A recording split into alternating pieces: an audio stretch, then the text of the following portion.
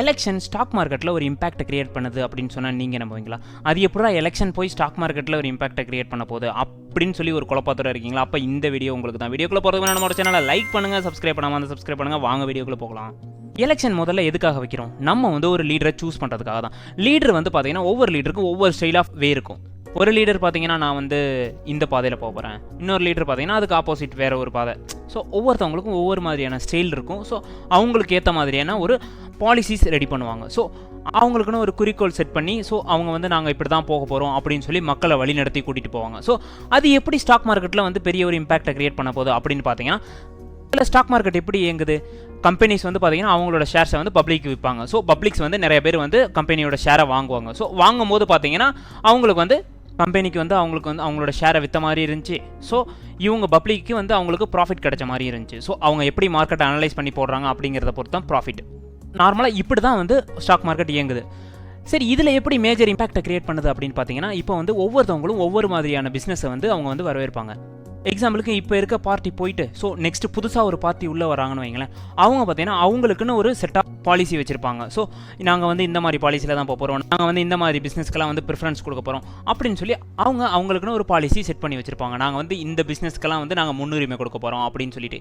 So அப்போ என்ன நடக்கும் அப்படின்னு பார்த்தீங்கன்னா, இப்போ இருக்க கவர்மெண்ட் பார்த்தீங்கன்னா அவங்க ஆல்ரெடி நாங்கள் வந்து இந்த மாதிரி செக்டார்ஸை தான் ஃபோக்கஸ் பண்ணி இவங்கள தான் நாங்கள் வந்து டெவலப் பண்ண போகிறோம் அப்படின்னு சொல்லி இவங்களுக்கு ப்ரிஃபரன்ஸ் கொடுத்துருப்பாங்க.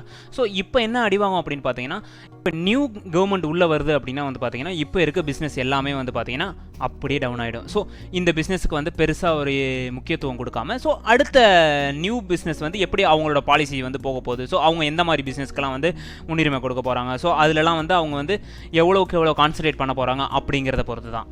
பொதுவாக வந்து பார்த்தீங்கன்னா ஃபஸ்ட்டு பாலிசிஸ் தான். ஸோ அவங்க எப்படிப்பட்ட பாலிசியை வந்து கிரியேட் பண்ண போகிறாங்க அப்படிங்கிறத பொறுத்து தான் வந்து பார்த்தீங்கன்னா அந்த ஸ்டாக்ஸ் வந்து மேலே போகுமா கீழே வருமா அப்படிங்கிறது. சரி, ஓகே, இப்போ உள்ளவங்களே நீடிக்கிறாங்க அப்படின்னா என்ன நடக்கும் அப்படின்னு பார்த்தீங்கன்னா, மார்க்கெட்டில் வந்து பார்த்தீங்கன்னா ஸோ இப்போ எந்தெந்த பிஸ்னஸ்க்கெலாம் வந்து அவங்க வந்து முன்னுரிமை கொடுத்து ஸோ கொண்டு போயிட்டு இருக்காங்களோ ஸோ அதையே இன்னும் டெவலப் பண்ண பார்ப்பாங்க. ஸோ இன்னும் நிறையா பண்ண பார்ப்பாங்க. ஸோ இப்போ எப்படி மார்க்கெட் போகுதோ அதே மாதிரி இன்னும் அதில் வந்து கான்சன்ட்ரேட் பண்ணி பண்ணோம் அப்படின்னா அதோட மார்க்கெட் வந்து பார்த்தீங்கன்னா டெவலப் ஆகிட்டு இருக்கும். ஸோ அந்த ஸ்டாக்ஸை பார்த்து நம்ம பிக் பண்ணி எதுக்கு இப்போ உள்ள கவர்மெண்ட் கான்சன்ட்ரேட் பண்ணுறாங்க அப்படிங்கிறத பொறுத்து நம்ம அதில் இன்வெஸ்ட் பண்ணோம்னா நல்ல ப்ராஃபிட் கிடைக்கும்.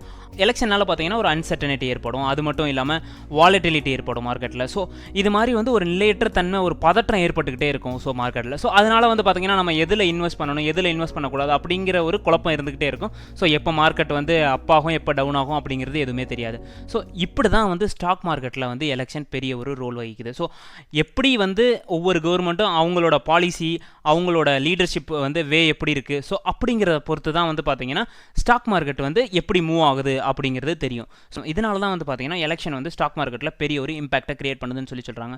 ஸோ எலெக்ஷன் வந்து பார்த்தீங்கன்னா ஸ்டாக்ஸை மேலேயும் கொண்டு போகும், ஸ்டாக்ஸை வந்து கீழேயும் கொண்டு வரும். எலெக்ஷன் ரிசல்ட்டை வச்சு நம்மளோட கண்ட்ரி வந்து எப்படி போக போகுது, இப்படி தான் வந்து எலெக்ஷன் வந்து ஸ்டாக் மார்க்கெட், பிஸ்னஸ் டெவலப்மெண்ட் எல்லாத்துலேயும் வந்து ஒரு இம்பாக்டை கிரியேட் பண்ணுதுன்னு சொல்லி நீங்கள் தெரிஞ்சுக்கோங்க.